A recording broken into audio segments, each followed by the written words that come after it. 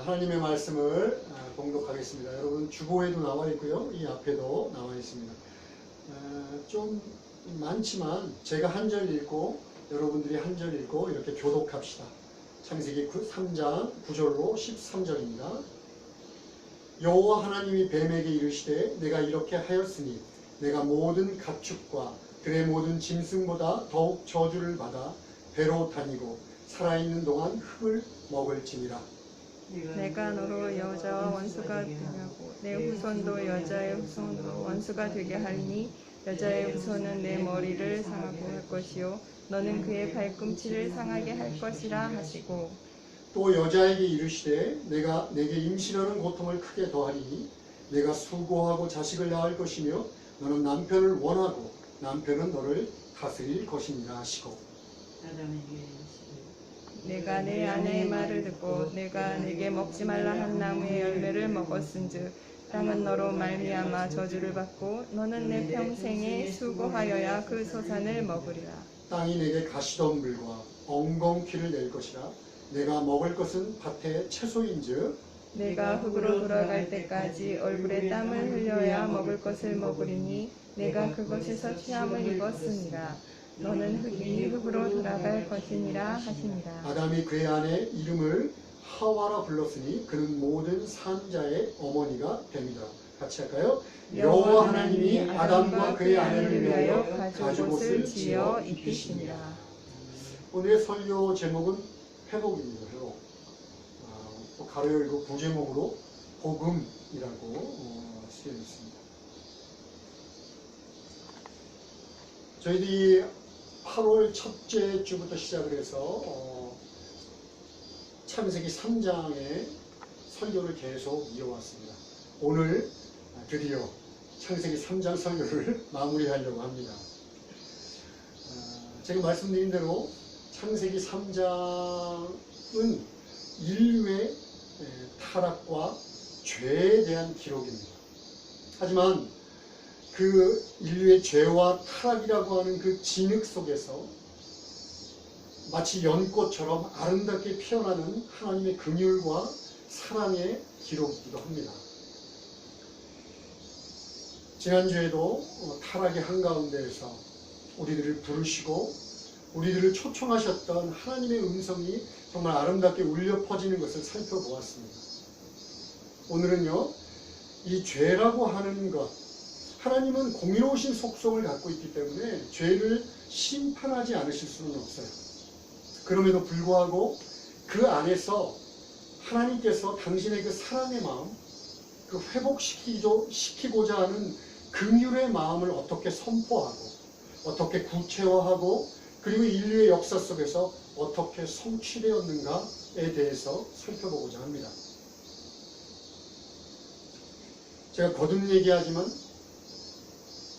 인간이 지은 죄는 거기에 상응한 대가를 지불해야 합니다. 민수기 14장 18절 전반절입니다. 제가 읽겠습니다. 여호와는 노하기를 더디하시고 인자가 많아 죄악과 허물을 사하시나 형벌을 받을 자는 결탄코 사하지 아니하시고. 그렇습니다. 하나님은 긍휼이 많으시고 사랑이 많으셔서 죄악과 허물을 용서하기를 원하시고요. 또 노하기를 더디하십니다. 그러나 그 죄에 대해서는, 그 받아야 될 형벌에 대해서는 하나님은 미루지 않으시고 포기하지 않으십니다. 이것은 우리들이 하나님의 그것을 포기할 수 있을까? 이렇게 생각하는 것 자체가 불가능한 것이요. 하나님의 완전하신 공의로우심, 거룩하신 공의로우심에 따른 숙명적인 결과이기 때문에 그 아무도 이 형벌을 피할래야 피할 수가 없습니다. 오늘도 3장, 오늘 살펴보고자 하는 곳에 이 형벌의 내용들이 또 저주의 내용들이 기록되어 있습니다. 자세히 살펴보고자 한다면 오늘 설교 전체를 가지고도 부족하기 때문에 아주 간단하게 그에 대해서 한번 알아봅시다. 먼저 뱀에 대한 저주가 나와 있습니다. 마치 14절, 15절이 두 개의 구절에 걸쳐서 뱀에 대한 저주가 나와 있는 것 같지만 사실 15절은요, 뱀을 가장한, 뱀의 형태를 가장한 사탄에 대한 저주와 형벌입니다. 그리고 이 15절은 저희들이 오늘 전체의 설교를 이해하는데 굉장히 중요하기 때문에 우리 후반에, 설교 후반에 자세히 한번 살펴보겠습니다. 뱀에게 내려진, 동물로서의 뱀에게 내려진 저주는 14절 하나뿐입니다. 요약하면 이렇습니다. 네가 낮아져서 배로 기어다니게 될 것이고 평생 흙을 먹게 될 것이다 라는 내용입니다. 8월 첫 주 설교에서 제가 말씀드렸지만 뱀의 형태는 지금 우리들이 알고 있는 이 하나님께서 14절의 저주를 선언하기 이전의 뱀의 형태는 우리들이 알고 있는 뱀의 모습과는 많이 다릅니다. 일단 다리가 있었어요. 다리가. 그리고 형태도 굉장히 여자가 보았을 때도 지금처럼 뭐 혐오감을 느낄 정도가 아니라 매력적인 형태를 갖고 있었습니다. 그래야지 아담에게 쉽게 접근했을 테니까요. 또한 들의 짐승들보다 가장 현명했다고 합니다. 그러니까 아마 고고하고 현명하고 멋있는 형태를 띠고 그리고 매력적인 모습을 갖고 있었을 거예요. 지금 현대적으로 얘기하면 텔레비에 나오는 아이돌 스타 정도 됐을 거예요. 그렇게 아주 매력적인 존재였습니다. 그런데 하나님께서 저주를 내리시니까 네가 배로 기어다니게 될 것이다. 이 흙을 너의 평생에 먹게 될 것이다. 이렇게 얘기합니다. 우리가 여기서 주의해야 할 것은 살아있는 동안 흙을 먹을지니라 라고 저주하였으니까 야, 뱀이 어디 봐서 흙이 그의 먹이냐, 말도 안 되지 않느냐, 이렇게 반론을 제기하는 이 세상 사람들이 있습니다. 그런데 이거는 성경을 잘 몰라서 하는 얘기예요. 이 당시 고대 중근동 집안의 수사법, 그러니까 뭔가를 표현할 때 인간들이 가장 수치스럽고 낮아지는 형태를 흙을 먹는다, 먼지를 먹는다 라는 것으로 표현을 합니다. 거기에 대해서 성경도 동일한 표현을 하고 있는데요. 미가서 7장 16절과 17절 전반절을 한번 봅시다. 여러분 같이 읽어주시겠어요? 시작! 이르되 여러 나라가 보고 자기의 세력을 부끄러워하여 손으로 그 입을 막을 것이요 귀는 막힐 것이며 그들이 뱀처럼 티끌을 핥으며. 다시 한번 제가 읽겠습니다. 그들이 뱀처럼 티끌을 핥으며. 이게 뭐냐면 하나님을 대적하는 모든 여러 나라들과 권세들이 있는데 그들이 나중에 하나님을 두려워하며 수치를 겪게 될 텐데 그 수치 겪는 모습이 뭐냐면 뱀처럼 티끌을 핥는 것으로 표현하고 있습니다. 즉 우리들이 살펴본 대로 이 뱀에게 내려준 14절의 저주는 네가 교만하고 고고하고 그 높은 위치에 있었던 것에서 이제 꺾어지고 내려왔어. 뱀처럼 땅을 기고 흙을 먹는 그런 비참하고 그리고 낮아지고 낮아진 존재가 될 것이다 라고 하는 저주의 말씀입니다. 자, 그 다음에는 하와에 대해서 한번 알아봅시다. 하와가 16절인데요. 16절 다시 한번 읽어주십시오. 시작! 또 여자에게 이르시되 내가 네게 임신하는 고통을 크게 더하리니 내가 수고하고 자식을 낳을 것이며 너는 남편을 원하고 남편 너를 다스릴 것이니라 하시고. 그렇습니다. 두 가지로 정리하면 네가 임신하고 출산하는 고통을 더하겠다. 그리고 남편을 막 바라고 사랑하고 막 그리워하고 또 남편에게 지배를 받을 것이다. 이렇게 표현하고 있습니다. 여러분 이 세상에 새끼를 낳는, 그러니까 자식을 낳는 그런 동물들은 굉장히 많다고 그래요. 그런데 인간만큼 고통스럽게 자기 새끼를 낳는 사람은 없다고 그럽니다. 막 제가 듣기로는 아이를 낳는 그 경험이 막 온몸에 뼈가 분리되는 것 같은 고통이라고요. 맞습니까? 고개를 끄덕끄덕 맞다 그러네요. 이런 고통을 그러면 하나님께서 지금 말하는 대로 여자에게 형벌로 주셨습니다. 그냥 단지 여자들을 괴롭히기 위해서, 네가 잘못했으니까 너를 괴롭히기 위해서 하나님이 형벌로 내리신 걸까요? 아닙니다. 여기서 고통이라고 하는 말이 이차본입니다. 히브리어 말로 이차본. 그런데 이 이차본의 원어가 아찹이에요. 아찹. 근데 이 아찹이라는 단어는 뭐냐면 이렇게 색이답니다. 색이다. 실제적으로 이렇게 조각처럼 색이다라는 뜻도 있지만 마음이나 머리에 깊이 고통스럽게 새기다라는 뜻이 있어요. 자, 이 단어의 어원을 통해서 우리는 하나님께서 여자들이 이 출산의 고통, 이것을 더하신 이유를 짐작할 수가 있습니다. 첫 번째는요, 여자들이 고통스럽게 아이를 낳을 때, 또 그것을 지켜보는 남자들마다, 자신들이 지은 죄악이 얼마나 처참하고 정말 괴롭고 고통스러운 결과를 낳았는가라는 것을 머릿속에 기억하게 하기 위하십니다. 이 세상 사람들은 뭐 그냥 아무것도 모르고 뭐 죄앙절개하고 그냥 쉽게 뭐 어렵고 힘들다 하지만, 그러나 하나님께서 출산의 고통을 오직 인류에게만 어렵게 하신 목적은 이 고통을 통해서 너희가 저지른 죄악이 얼마나 고통스러운 결과를 낳았는지를 알게 하기 위함입니다. 그런데 단지 그것만에 그치지 않습니다. 하나님께서도 인류를, 죄악을 저지른 인류를 바라보는 그 마음이, 하나님의 마음이 얼마나 고통스럽다는 것을 너희들이 깨달아라 라고 하는 면도 있습니다. 우리가 시편 22편을 메시아 시편이라고 합니다. 메시아 시편. 거기에는 예수님께서 이 땅에 오셔서 십자가에 달리실 때까지 얼마나 큰 고통을 겪으실 건가를 나타내고 있는데요. 거기에 이렇게 기록되어 있습니다. 내 모든 뼈가 어그러졌나이다. 내가 내 뼈를 볼 수 있을 정도가 되었나이다 라고 고백을 합니다.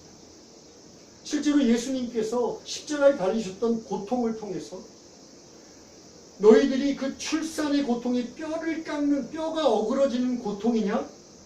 내 마음이, 너희들 죄를 저지른 너희 인류를 바라보는 나의 마음이 얼마나 고통스러운가를 예수 그리스도께서 십자가에 달리셔서 뼈가 어그러지는 고통을 통해서 예수님께서는 극명하게 드러내셨습니다.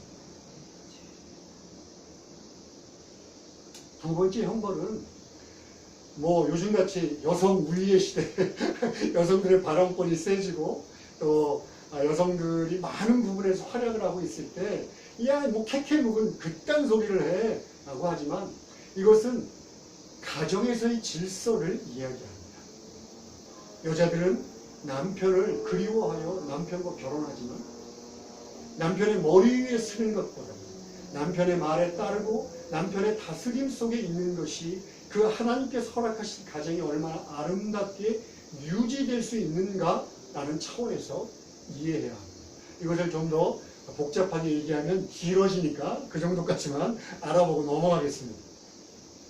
그 다음은 아담입니다. 아담에게 내린 형벌은요, 17, 18, 19 이 세 절에 걸쳐서 나타납니다. 좀 기니까 그냥 제가 정리하겠습니다. 땅으로 대표되는 이 피조의 세계가 아담의 범죄함으로 인하여 괴로움을 겪게 되는데, 그냥 단지 괴로움을 겪는 것만이 아니라 인류의 다스림을 받고 인류와 평화의 관계를 유지하던 이 피조의 세계가 인류에 대해서 대립하고 적대적인 관계로 변하게 됩니다. 그 속에서 인간들은 그 땅, 피조의 세계를 통해서 온몸에 땀을 흘려가며 수고하고 수고한 결과로 자신의 식물을 취하게 될 것이다 라는 이야기입니다. 이게 두 번째 저주입니다.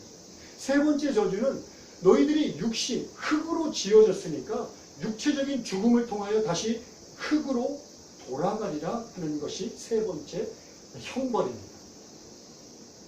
정리할까요? 피조세계, 자연계와 인간은 대립하게 되었다. 저주를 통해서 땅이 저주를 받음으로 대립하게 되었다. 그리고 인간은 그동안 하나님의 은혜로 먹고 살던 그런 식물들을 취하던 상황에서 이제는 자신이 땀 흘려 어렵게 노력하지 않으면 먹고 살 수 없게 되었다. 그리고 세 번째는 육신적인 죽음을 맞이하게 되었다입니다. 요즘 코로나 사태를 보면 야, 자연계와 인간은 정말 대립하고 있구나. 제가 크게 설명드리지 않아도 설명이 될 것 같습니다. 보세요. 태풍, 자연재해, 여기 지진 엄청 많잖아요.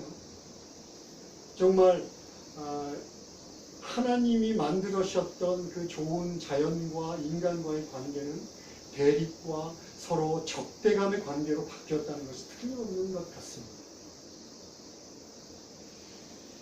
그런데요, 이 피조의 세계도 성경을 보면 놀랍게도 로마서 8장을 보면 예수 그리스도께서 이 땅에 오실 것을 소망하고 있어요. 왜일까요? 자신들도 이 망그러진 이 자연의 재해로 어그러진 이 자연의 모습이 피조 세계도 너무 괴로워요. 그러니까 예수님께서 이 땅에 오셔서 이 모든 피조 세계를 회복시키기를 원한다라고 로마서 8장에 기록되어 있습니다. 그때가 되면 아마도 자연계와 인간들 간의 이 대립과 적대감은 그쳐지지 않을까 생각됩니다. 두 번째는 하나님의 축복이며 또 어떻게 보면 하나님의 형상의 발현이었던 노동이, 기쁨과 감사로 드려졌던 노동이 이제는 고통과 수고로움과 그리고 싫은 것으로 변했다는 거예요. 에덴 동산에서 아담과 하와는 그냥 아무것도 안 하고 누워만 있지 않았습니다. 하나님께서 에덴 동산의 모든 동식물들을 관리하는 그런 임무를 맡기셨어요. 아마 굉장히 또 중노동이었을지도 모르겠어요. 그러나 그것은 기쁨이었습니다. 감사였습니다. 머리에 그때도 역시 이마에 땀을 흘렸겠지만 너무너무나 즐거운 일들이었습니다. 노동이 없었다는 이야기는 아니에요. 그런데 하나님께 형벌을 받음으로 인해서 이것이 정말 싫은 일이 되어버렸어요. 할 수 없이 가족과 자신이 먹고 살기 위해서 할 수 없이 해야만 되는 고통스러운 일로 바뀌었습니다. 그리고 어떤 면에서는 세상의 욕심을 취하기 위해서 막 일 중독처럼 아니면 욕심을 채우는 수단으로 변질되고 말았습니다.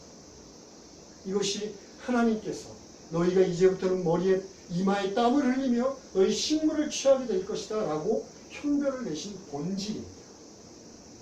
그런데다가요, 그 전까지는 그냥 기쁜 마음으로 일을 하고 마음대로 돌아다니면서 일을 하다가도 에덴 동산의 모든 과실과 식물들이 다 자기의 거였어요. 풍성하게 얻을 수 있었습니다. 그런데 18절을 보니까 네가 아무리 수고해도 땅이 엉겅 비와 가시덤불을 내서 너를 방해함으로 네가 먹을 밭의 식물은 겨우 채소에 불과하다. 하나님이 주신 풍성한 그런 혜택도 아무리 열심히 17시간, 18시간 일을 해도 요만한 채소로 제한되지고 말았습니다.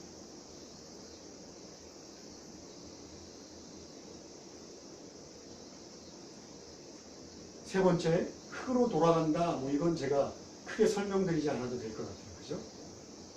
우리 인간들은 누구나 태어나서 목표 지점을 향해 달려갑니다. 목표 지점이 어디죠? 이 세상에서? 무덤입니다. 무덤. 사람은 엄마의 뱃속에 태어나서 목표 지점 무덤을 향해서 달려갑니다. 설명하지 않아도 여러분들 다들 인정하리라 믿습니다. 자, 제가 뜬금없는 질문 하나 할까요? 여러분, 성경에서 말하는 내용은 무엇입니까? 제가 좀 다시 물어볼게요. 성경에서 말하고자 하는 것은 좋은 소식입니까? 나쁜 소식입니까? 네? 좋은 소식이죠. 그래서 성경의 말씀들은 복음, 축복된 소식이라는 뜻입니다. 그런데 제가 지금 말씀드린 여기 내용들은 아담의 범죄함이므로 범죄함 이후에 하나님께서 형벌을 내리시고 이 피조의세계에 저주를 내리시는 것들이 좋은 소식입니까? 나쁜 소식입니까? 나쁜 소식이에요. 나쁜 소식. 우리 특별히 인간들에게는 나쁜 소식입니다. 왜냐하면 제가 지금부터 말씀드릴 내용이 없다면 여태까지 얘기했던 형벌과 저주는 나쁜 소식입니다. 그게 어떻게 좋은 소식이 될 수 있습니까? 자, 우리 15절, 제가 아까 말씀드렸던 15절로 돌아갑시다. 크게 한 목소리로 읽어주십시오. 시작! 내가 너로 여자 원수가 되게 하고 내 후손도 여자의 원수가 되게 하리니 여자의 후손은 내 머리를 상하게 할 것이요 너는 그의 발꿈치를 상하게 할 것이라 하시고. 그렇습니다. 여기는 제가 좀 전에도 말씀드렸지만 단지 뱀이 아니라 뱀을 가장해서 우리 인류를 속이고자 하는 사탄에 대한 저주와 징벌, 그리고 그와 동시에 나중에 예수 그리스도를 통해서 성취된 예수 그리스도의 승리에 대해서도 나타내고 있습니다. 그래서 이것을 원시복음이라고 합니다. 원시인 할 때 그 원시인이에요. 원시복음, 최초의 복음이다. 이렇게 얘기를 합니다. 여기 이제 여자와 원수가 되게 하고, 그 다음에 중요한데요. 내 후손도 여자의 후손과 원수가 되게 하리니 여자의 후손은 내 머리를 상하게 할 것이요 라고 되어 있습니다. 여기 후손이라고 되어 있는 히브리어가 제라입니다. 제라. 근데 이것은요 단수예요. 단수. 즉 무슨 얘기냐면 여자의 후손들이 너의 후손들과 싸우는 것이 아니고 여자의 후손 중에 어떤 한 후손이 너의 후손 뒤에 보니까 그러니까 사탄의 후손이라고 되어 있는 건 사탄을 바로 지칭합니다. 사탄을 지칭합니다. 그러니까 너는 너의 머리를 상하게 할 것이다 라고 표현되어 있는 거예요. 그러니까 설명할게요. 여자의 어떤 후손이 한 명이 너와 싸움을 할 것인데 그때 여자의 후손은 너의 머리를 밟을 것이다. 여러분 뱀의 머리를 밟으면 그 뱀은 어떻게 됩니까? 죽죠. 좀 꿈틀거리지만 결국 죽습니다. 그런데 사탄아, 너는 이 여자의 후손의 발꿈치, 여기 발꿈치라는 말이 제일 좋을 것 같아요. 뒷부분, 아주 조그만 어떤 부분을 물어서 상하게 할 것이다. 이렇게 이야기합니다.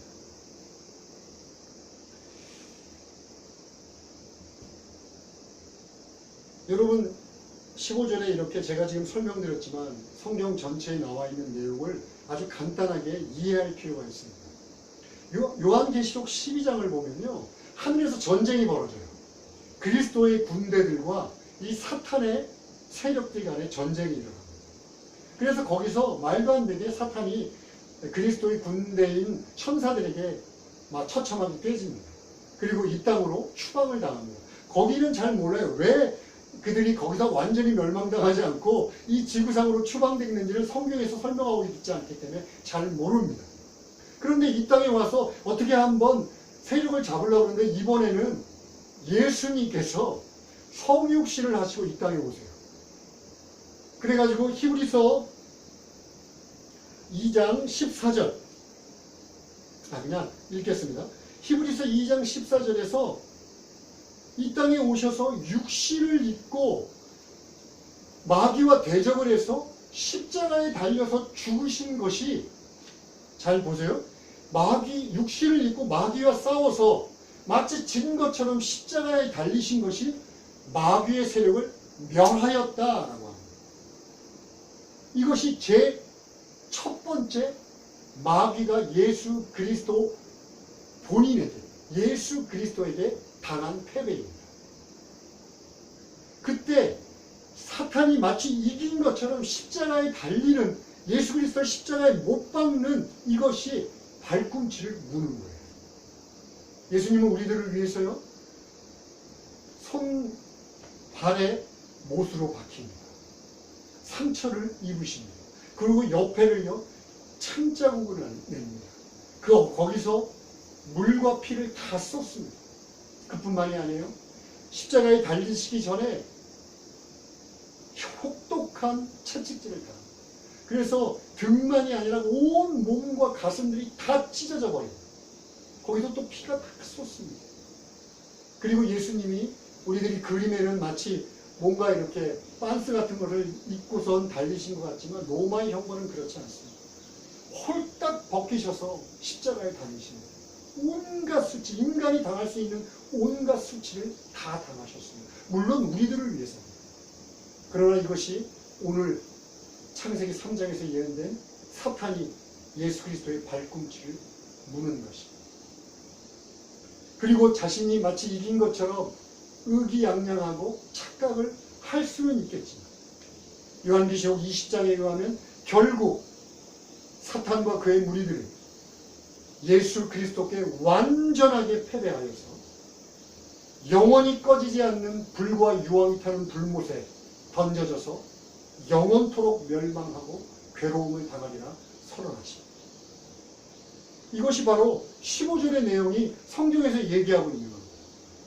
좀 그럴듯하게 와 닿죠? 아멘?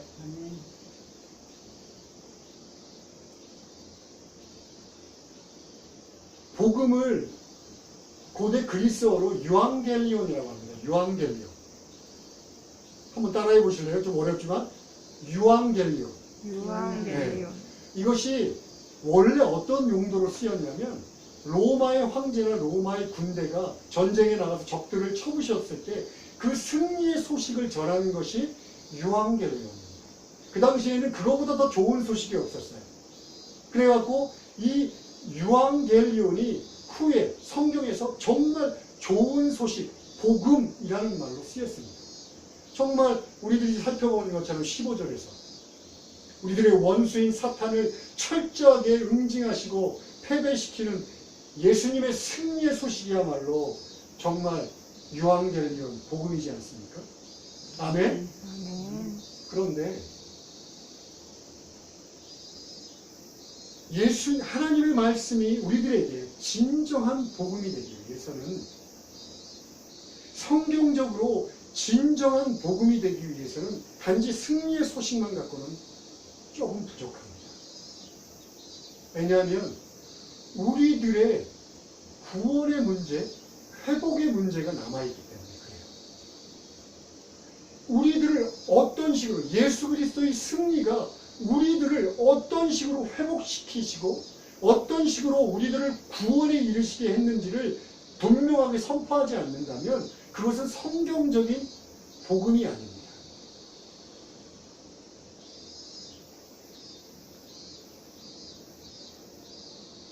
성경적인 복음은요, 21절에 나타납니다.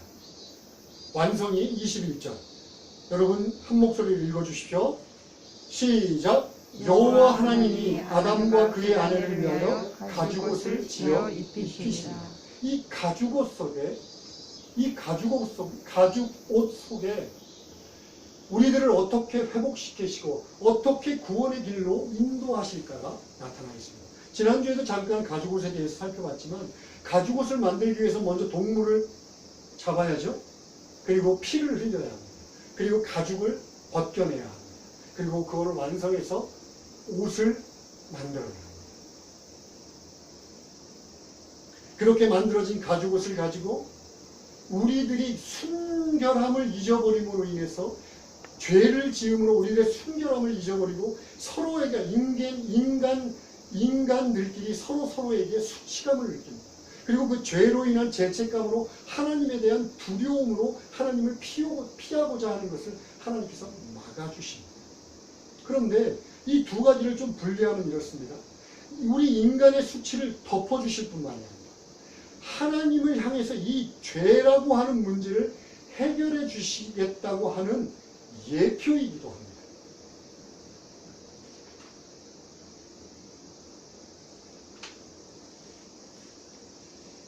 하나님은 인간을 사랑하실까요? 사랑하지 않으실까요? 사랑하십니다. 얼마나 인간을 사랑하시냐면요.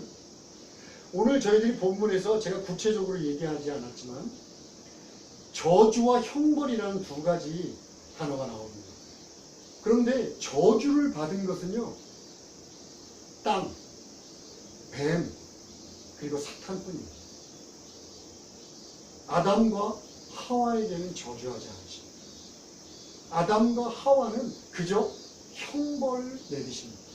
하나님의 의로우신 속성상 그 죄를 벌하지 않으실 수 없으니까 아담과 하와에게는 그저 벌을 내립니다. 하지만 그들을 저주하지 않습니다. 왜냐하면 너희들을 다시 내가 회복시키겠다 하는 그 마음이 그들에게 있기 때문에, 하나님에게 있기 때문입니다. 그것을 극명하게 드러내 주신 것이 오늘 21장에서 살펴본 가죽 옷입니다. 자신의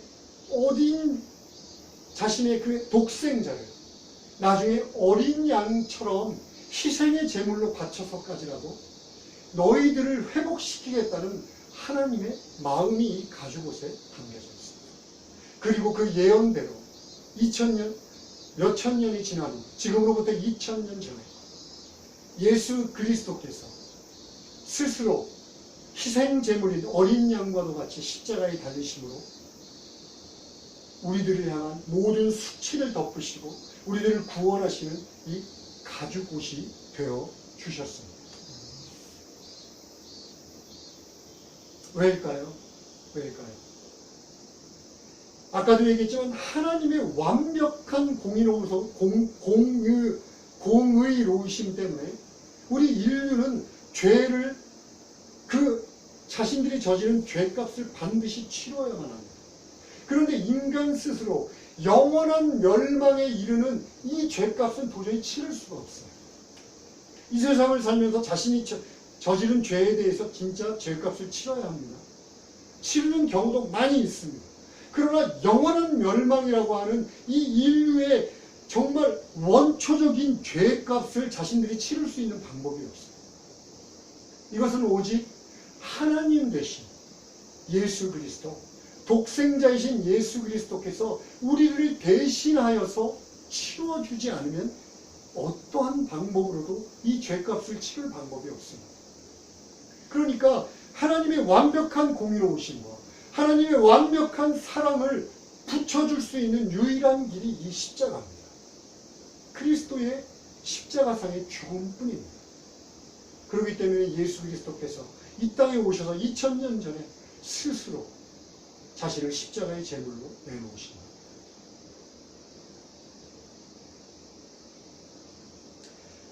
오늘 아담이요, 이 하나님의 계획을 알고 있었을까요? 제가 이런 질문을 하면 10명 중에 9명은 아니요, 몰랐을 것 같아요, 이렇게 얘기합니다.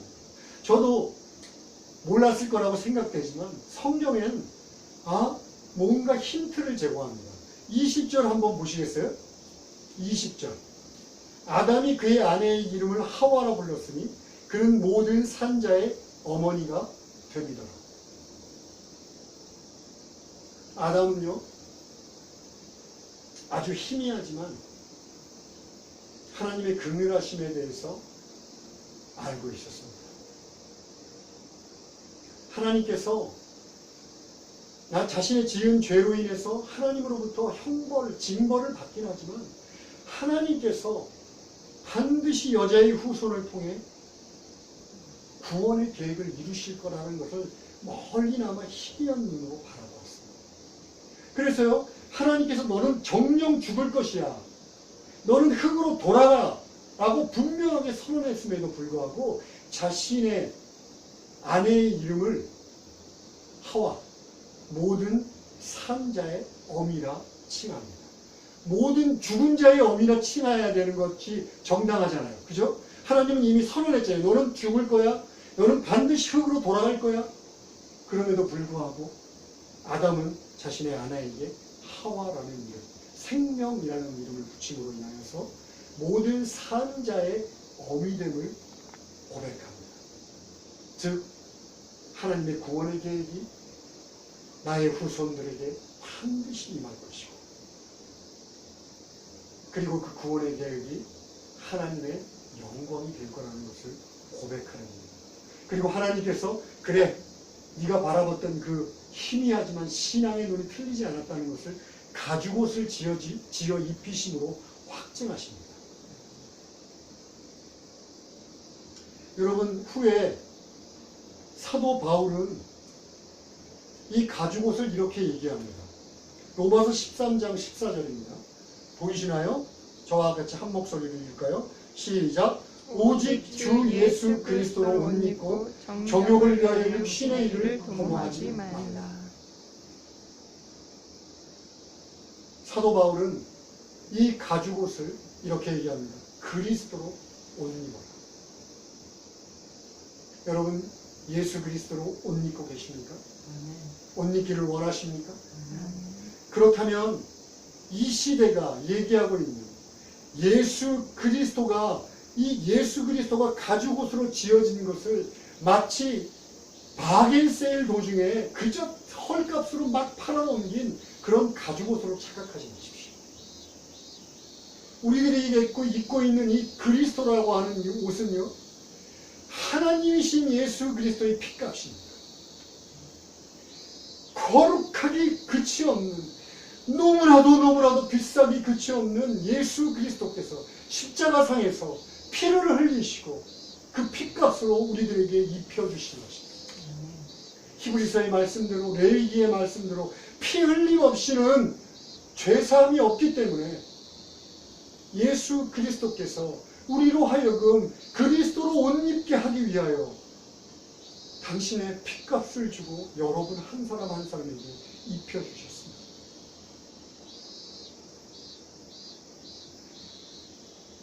그렇답니다. 정말 그 핏값이 너무나 귀하고 소중한 거라고 느끼고 확신하고 있다면 정욕을 위하여 육신의 일을 도모하지 말라는 이 말씀도 반드시 순종해야 합니다. 반드시 순종해야 합니다. 이 일은 서로 양립할 수 없습니다. 하나님께서 이 일이 양립할 수 있다면 아담과 하와에게 가죽옷을 지어 입히지 않았을 거예요. 그때 창세기 3장에서 이미 예수 그리스도의 사건들을 생각하지 않고 그들을 용서했을 것입니다. 이 일은 절대로 양립할 수 없습니다. 여러분, 회개합시다. 내가 그리스도 예수의 옷을 입고 있다면 회개하고 그에 합당한 삶을 살도록 하나님 도와주십시오. 기도해요. 결론을 짓고자 합니다. 우리는 지금 코로나19라고 하는 정말 초유의 사태를 경험하고 있습니다. 제가 말씀드리지 않아도 경제가 엉망진창이 되었고요. 생명들을 잃고 있고요. 전 세계가 막 지구촌이라고 그렇게 막 활발하게 교류를 하더니 이제는 언제 다시 우리들이 여행을 갈까, 비즈니스를 할 수 있을까, 아무도 기대할 수 없는 상황 속에 빠져 있습니다. 교회에서도 상식이라고 여겨진 것들, 예배, 또 성경 공부, 또 식사 교제 모임, 이런 것들이 이제 상식이 아니야 라고 경고음을 울립니다. 그러나 여러분, 이 일들이 갑자기 여러분들에게 덮쳤습니까? 네 라고 이야기할 수 있지 못했지만 인류의 역사를 보십시오. 전염병이라고 하는 것은 지금 코로나로 약 59만 명 정도가 죽었대요. 옛날 스페인 독감으로 1000만 명 이상이 죽었습니다. 흑사병으로 5천만 명 이상이 죽었습니다. 그뿐만이 아니에요. 인간의 악으로 저질러진 제1차 세계대전, 제2차 세계대전을 통해 수천만의 사람들이 죽거나 불구가 되었습니다. 지금도 인류의 악은 세계 곳곳에서 넘치도록 우리들을 괴롭히고 있습니다. 아동학대, 성적인 착취, 빈부의 격차, 질병, 인간의 욕심으로 인한 살인, 강도, 우울증, 자살, 서로 미워하고 질투하고 시기하는 것들, 이 모든 것들이 하와와 아담이 저질렀던 죄로 인한 것입니다. 인류는요, 그동안 머리를 맞대고, 야, 도대체 인류의 이 불행들의 원인이 어디 있느냐? 서로 내놓으라 하는 석학들이 모여서 머리를 맞댔지만 아무도 결론을 내지 못했어요. 오직 성경만이 아담과 하와가 저질렀던 인류 최초의 범죄함으로 인하여 왜곡된 이 세상, 하나님이 좋다라고 하셨던 이 아름다운 세상 속에 악과 재앙들이 끼어들었다라고 분명하게 선포합니다. 여러분, 그렇다면